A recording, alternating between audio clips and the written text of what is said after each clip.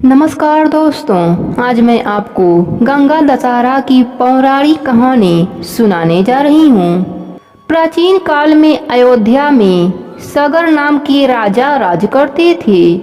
उनके केसिनी तथा सुमति नाम दो रानियां थीं। केसिनी से असुमान नामक पुत्र हुआ तथा सुमति के 60,000 पुत्र थे। एक बार राजा सगर ने अश्वमेघ यज्ञ किया। यज्ञ की पूर्ति के लिए एक घोड़ा छोड़ा। इंद्र यज्ञ को भंग करने हेतु घोड़े को चुराकर कपिल मुनि के आश्रम में बांध आए।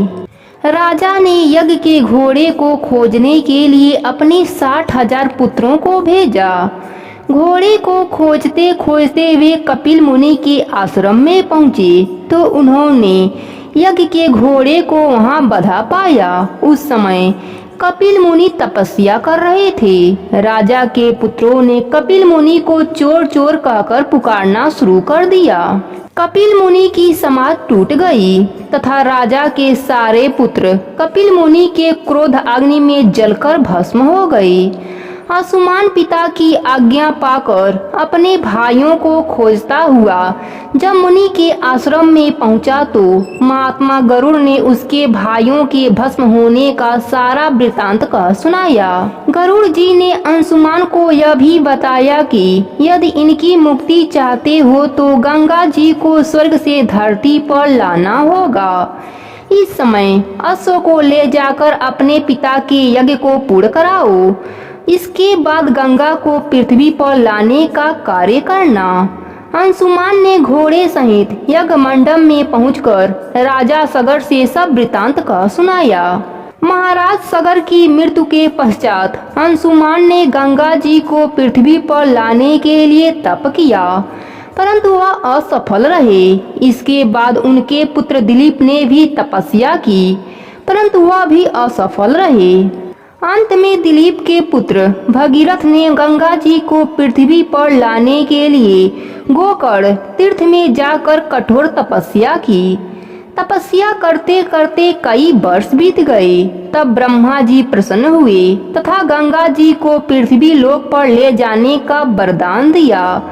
अब समस्या यह थी कि ब्रह्मा जी के कमंडल से छूटने के बाद गंगा के वेग को पृथ्वी पर कौन संभालेगा। ब्रह्मा जी ने यह बताया कि भूलोक में भगवान शंकर के अतिरिक्त किसी में यह शक्ति नहीं है जो गंगा के वेग को संभाल सके।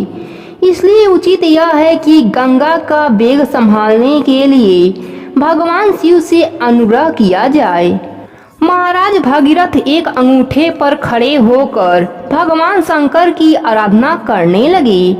उनकी कठोर तपस्या से प्रसन्न होकर शिव जी गंगा को अपने जटाओं में संभालने के लिए तैयार हो गए। गंगा जी सब देवलोक से पृथ्वी की ओर बढ़ी तो शिव जी ने गंगा जी के धारा को अपनी जटाओं में समेट लिया। कई वर्षों तक गंगा जी को जटाओं से बाहर निकालने का पथ न मिल सका। भगीरथ के पुनः अनुनय विनय करने पर शिव जी गंगा जी को अपने जटाओं से मुक्त करने के लिए तैयार हुए। इस प्रकार शिव जी के जटाओं से छूटकर गंगा जी हिमालय की घाटियों में कल कल निनाद करके मैदान की ओर बढ़ी। जिस रास्ते से गंगा जी जा रही थीं, उसी मार्ग में ऋषि जंघू का आश्रम था। तपस्या में विघ्न समझकर वे गंगा जी को पी गए। भगीरथ के प्रार्थना करने पर उन्हें पुनः जांग से निकाल दिया। तभी से गंगा जन्हू पुत्री का जाह्नवी कहलाई। इस प्रकार अनेक स्थलों को पार करती हुई जाह्नवी ने कपिल मुनि के आश्रम में पहुंचकर सागर के 60,000 पुत्रों को भस्म अवशेषों को तारकर मुक्त किया। उसी समय ब्रह्मा जी ने प्रकट होकर भागीरथ के कठिन तप तथा सागर के 60,000 पुत्रों के अमर होने का वर दिया तथा घोषित किया कि तुम्हारे नाम पर गंगा जी का नाम भागीरथ होगा। अब तुम जाकर अयोध्या का राज संभालो। ऐसा कहकर ब्रह्मा जी अंतर ध्यान हो गए। इस तिथि पर गंगा स्नान करने से तथा इस कथा को सुनने से 10,000 पापों का नाश होता है। प्रेम से बोलिए गंगा मैया की जय हो।